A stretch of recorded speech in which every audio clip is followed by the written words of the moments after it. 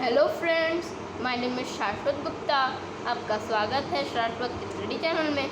आज हम लोग बात करेंगे एक ऐसे प्रेसिडेंट के बारे में जो एक अच्छा राइटर, एक अच्छा टीचर और एक बहुत अच्छा इंजीनियर होने के साथ साथ एक बहुत बड़े वैज्ञानिक भी रहे। इनका नाम है अबुल पाकिर जैनुलब्दीन अब्दुल कलाम, जिन्हें हम APJ अब्दुल कलाम के नाम से भी जानते हैं।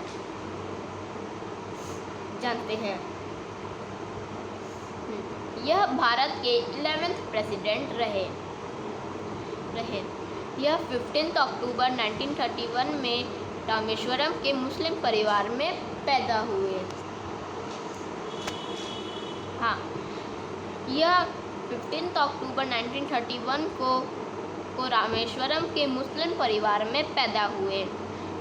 यह मिडिल क्लास फैमिली से थे। इनके फादर बोटमैन थे। एक बार एक भयानक साइक्लोन आता है और उनके फादर की पूरी बोट उड़ा के ले चला जाता है।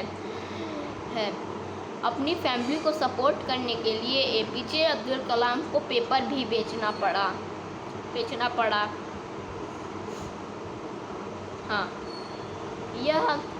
इन्होंने अपनी माध्यमिक शिक्षा सेंट जोसेफ कॉलेज तिरुचिरापल्ली से कंप्लीट की। और आसमान में उड़ते हुए पंछियों को देखकर इन्हें भी आसमान में उड़ने का मन करता था, इसीलिए बचपन से ही पायलट बनना चाहते थे।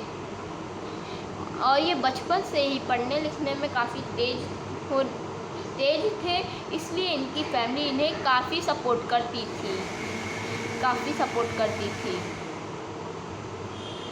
एक बार इनके फादर के पास इनकी फ़ीस भरने के लिए पैसे नहीं थे, तो इनकी मौसी ने अपना गोल्ड बैंगल बेचकर इनकी फ़ीस भरी। और फिर आगे चलकर इनका एडमिशन चेन्नई के बहुत famous school Madras institute of technology में हुआ, वहाँ से इन्होंने अपनी एरोस्पेस इंजीनियरिंग कंप्लीट की। वहाँ से इन्होंने अपनी एरोस्पेस इंजीनियरिंग में डिग्री ली और इसके पहले भी इन्होंने यूनिवर्सिटी ऑफ मद्रास से फिज़िक्स में ग्रेजुएशन की डिग्री भी हासिल की। जब APJ अब्दुल कलाम जब इंजीनियरिंग कर रहे थे, तभी इनके डीन ने इन्हें एक एयरक्राफ्ट डिज़ाइन बनाने का एक प्रोजेक्ट इनके डीन ने इनको दिया। इस प्रोजेक्ट पर इन्होंने काफ़ी मेहनत की और प्रोजेक्ट कंप्लीट हो जाने के बाद इन्होंने डीन को दिखाया। वह प्रोजेक्ट पूरी तरह से गलत था। इसलिए इनके डीन इनके ऊपर काफ़ी गुस्सा हुए और कहे कि अगर तुम ऐसे ही प्रोजेक्ट बनाते रहोगे तो तुम स्कॉलरशिप के भी लायक नहीं रहोगे। यह सुनकर APJ अब्दुल कलाम काफ़ी घबरा गए और फिर से नया प्रोजेक्ट बनाने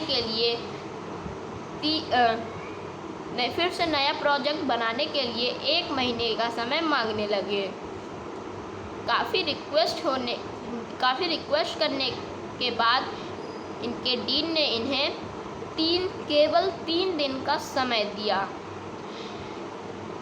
APJ अब्दुल कलाम ने दिन रात मेहनत करके उस प्रोजेक्ट को कंप्लीट किया और डीन को दिखाया। जब डीन ने वह प्रोजेक्ट देखा तो वह बहुत खुश हुए और उन्होंने उन्हें शाबाशी दी। अपनी इंजीनियरिंग कंप्लीट हो जाने के बाद हावरक्राफ्ट मिशन पर काम करने के लिए इन्होंने डिफेंस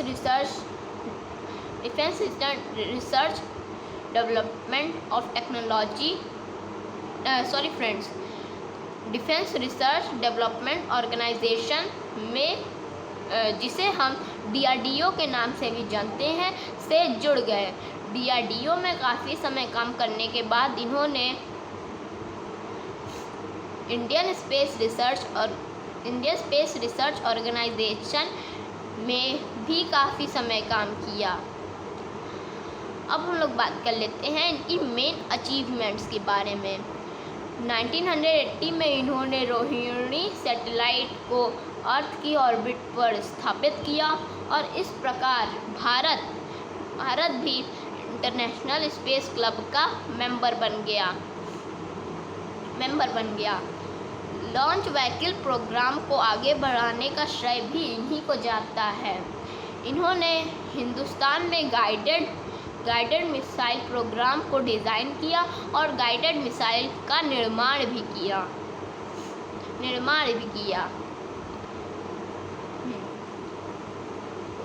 हाँ, इन्होंने पृथ्वी मिसाइल और अग्नि मिसाइल को स्वदेशी तकनीक से बनाया और इन्होंने भारत के न्यूक्लियर टेस्ट में भी अपना योगदान दिया। इन्हें बैलिस्टिक मिसाइल और सैटेलाइट लॉन्च व्हीकल के डेवलपमेंट के कार्यों के लिए इन्हें भारत में मिसाइल मैन ऑफ इंडिया के नाम से भी जाना जाता है। इन्होंने अनेक पुस्तकें के साथ साथ एक ऑटोबायोग्राफी भी लिखी जो इंडियन स्टूडेंट में काफ़ी फेमस है। 1992 में इंडियन डिफेंस मिनिस्ट्री के वैज्ञानिक सलाहकार भी अपॉइंट हुए और बहुत बड़े समर्थन के साथ इन्हें भारत का प्रेसिडेंट भी चुना गया।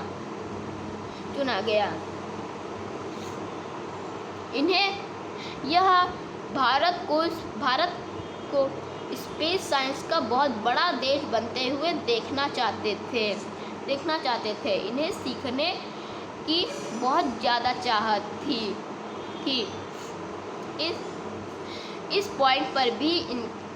पॉइंट पर इनका एक कोट बहुत फेमस है।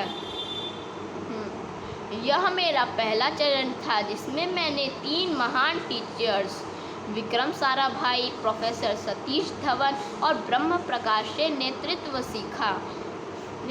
सीखा। यह मेरा सीखने और ज्ञान का अधिग्रहण का समय था। वाह, क्या बात है! यह हिंदुस्तान को बहुत पावरफुल देश बनाना चाहते थे। इस पॉइंट पर भी इनका एक कोट बहुत महत्वपूर्ण है।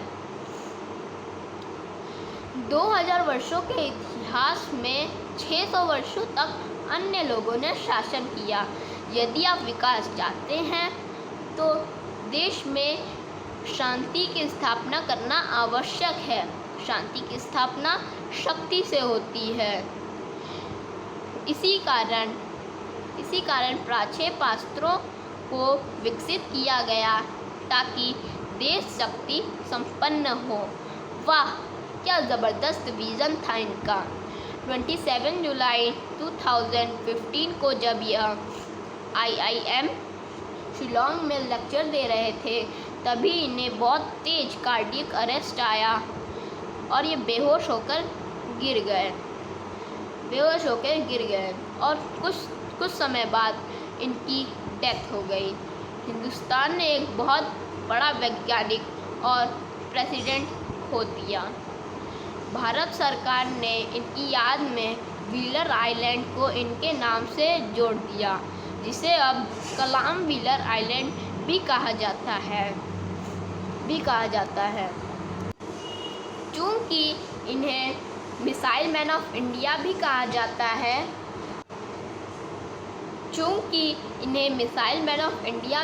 जाता है, इसलिए भारत सरकार ने इनके नाम से एक मिसाइल की एक सीरीज़ भी लॉन्च की।